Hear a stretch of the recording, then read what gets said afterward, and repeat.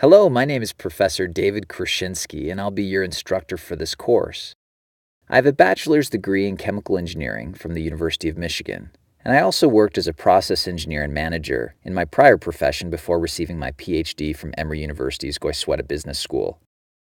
You can call me Professor Krasinski or Dr. Krasinski, or if you prefer, you can call me Professor K or Dr. K. This is the course introduction lecture for strategic management. First, I'd like to welcome you to the course. It's really an honor and a privilege to work with you. We'll get to know each other a bit more over the coming weeks, but for now I want to give you a quick overview of this course.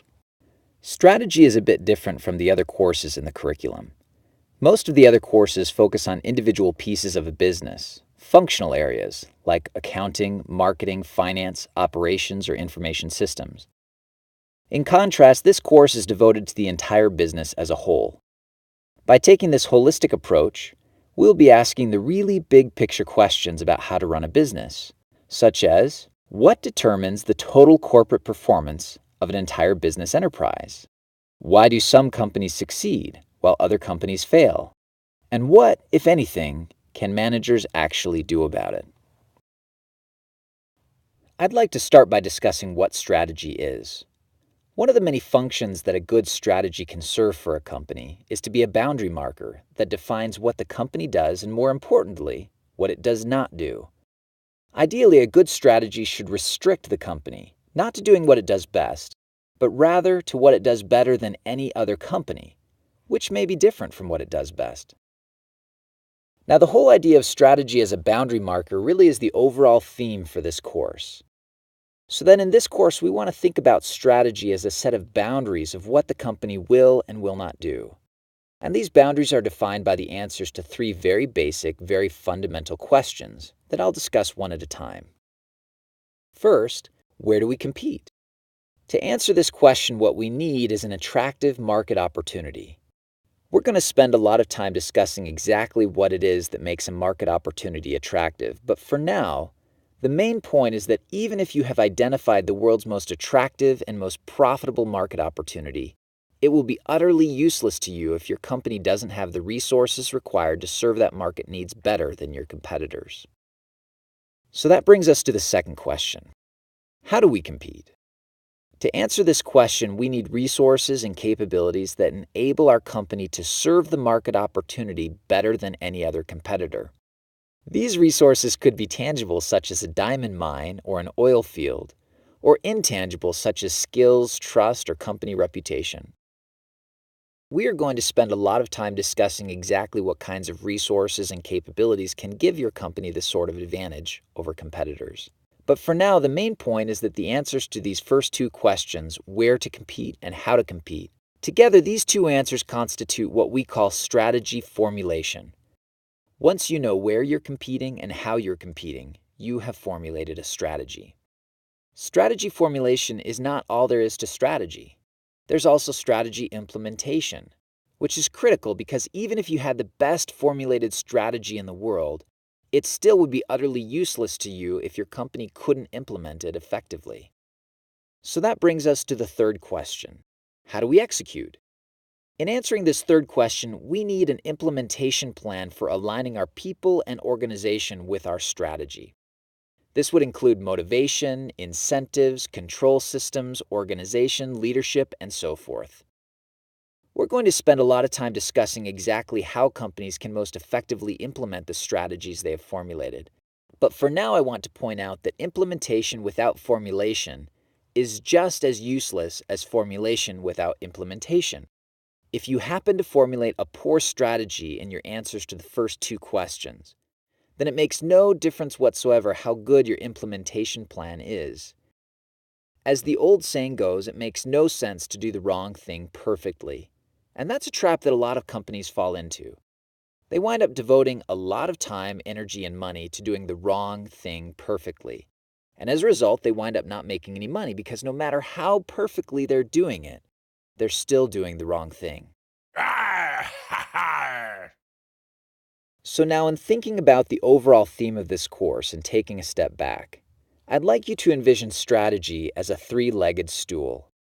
In order for this strategy stool to stand up successfully in the face of determined competition, All three legs must be firmly in place. A successful strategy requires first, an attractive market opportunity. Second, the resources and capabilities required to serve the needs and desires of that market better than competitors can. And third, a well-coordinated implementation or execution that aligns the people and the organization with the strategy that you've formulated. If even one of those three legs is missing, then the stool will fall over and the company may fail. Now I want to show you how the three-legged strategy stool maps to the content we will cover in the course. This overall course roadmap is organized hierarchically, and we will return to it many times throughout the term. External analysis covers the tools and frameworks we need to identify our market opportunity, the first leg of the stool. Internal analysis covers the tools and frameworks we need to analyze the resources and capabilities we can utilize to seize the market opportunity. This is the second leg of the stool. Finally, strategy implementation covers the tools and frameworks we need to understand how to successfully execute our strategy. This is the third leg of the stool. This hierarchical roadmap for the course is included in the course syllabus, and we will refer back to it often. If you are ever confused about where we are in the course, or about how the current topic is connected to the overall scheme of the course, then you can simply refer back to this roadmap. I have three basic educational objectives for this course. First, I want you to learn and practice what we call diagnostic reasoning skills, which are quite different from analytical reasoning skills. Analytical reasoning is what you use when you apply logic to find a solution in an orderly, systematic way. For example, analytical reasoning is what computer programmers use to locate bugs in their programs. They systematically turn off one piece of the program at a time until the problem disappears. That way, they can figure out which subroutine was misbehaving and focus their efforts on repairing that subroutine. In contrast, diagnostic reasoning is the sort of skill that you use when you leap to accurate conclusions without having complete information. Basically, diagnostic reasoning boils down to your ability to fill in the gaps in information in order to make accurate conclusions without having all of the facts available. For example, diagnostic reasoning is what an emergency room doctor uses to identify the root problem underlying a cluster of apparently unrelated symptoms. Unlike the computer programmer, the emergency room doctor simply does not have the luxury of taking a purely analytical approach.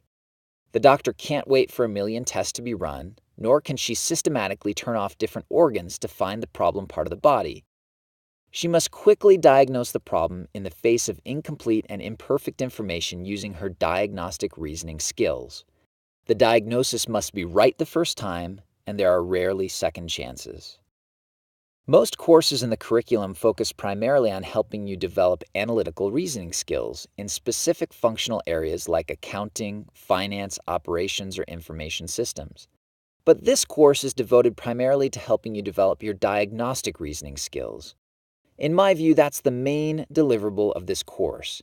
If we accomplish nothing else in your intellectual development, I will consider our time together as being successful if you can enhance your ability to apply diagnostic reasoning. My second educational objective in this course is for you to practice and improve your communication skills. That is, communicating your diagnoses and recommendations in a persuasive and well-reasoned way.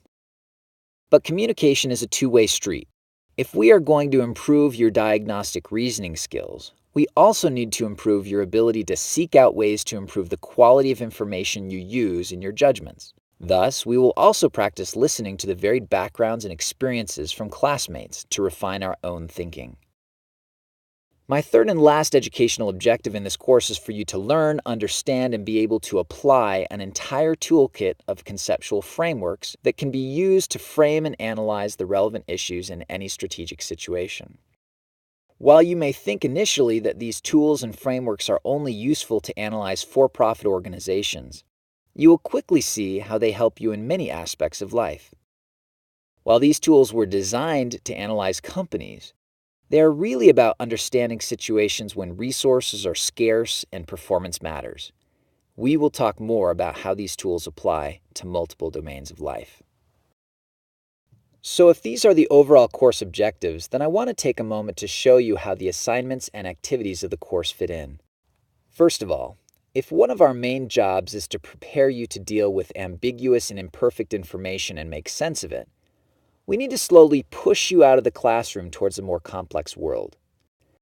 This continuum shows a very well-defined and perfect world on one end, very much like our typical classroom environment where problems and solutions are very clearly defined, and a world full of complexity and ambiguity on the other end, very much like the real world most managers live in every day.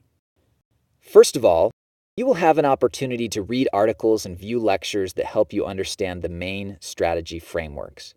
You will find that these frameworks have some strengths, like their simplicity, but also have many weaknesses because they can't fully account for the complexity of the real world. Thus, they are only tools to help you solve problems, not solutions in and of themselves. You will find that these tools make the most sense in very tightly controlled classroom environments. Second, after giving you conceptual tools and frameworks through articles and lectures, you will have an opportunity to engage with real business cases. These cases are very controlled because you are given a great deal of information in a very concise package. The cases are also static, that is, they deal with a business scenario at a point in time. However, they also add significant complexity. Some information may be missing, while other information provided may be irrelevant. The frameworks will likely help you analyze the case, but they may not apply perfectly to the cases you analyze.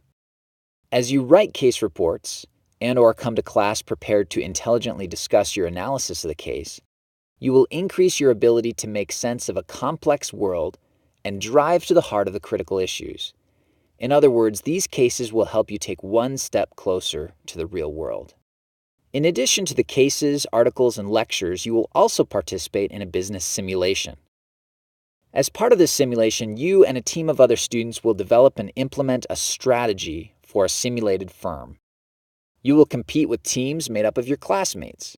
While the simulation is still a very tightly controlled environment, it adds a dimension of complexity because it's dynamic. That is, market conditions change over time.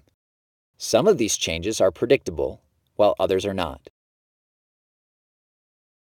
You will have to create and refine a strategy and execution plan in the face of an uncertain future with unpredictable competitors. The simulation will help you gain appreciation for the interconnected nature of the three legs of the strategy stool, as well as the importance of integrating strategy across all operating units of a company. Well, there is a quick overview of the course. I'm a strong believer in utilizing precious classroom time for two-way interactional learning. This means that you will get most of the one-way material from me through online video lectures and reading assignments. In class, we will spend our time discussing, analyzing, and challenging. I certainly hope you enjoy your experience in this course, but more importantly, I hope you learn skills and tools that will help you be successful in life broadly, but also in your career.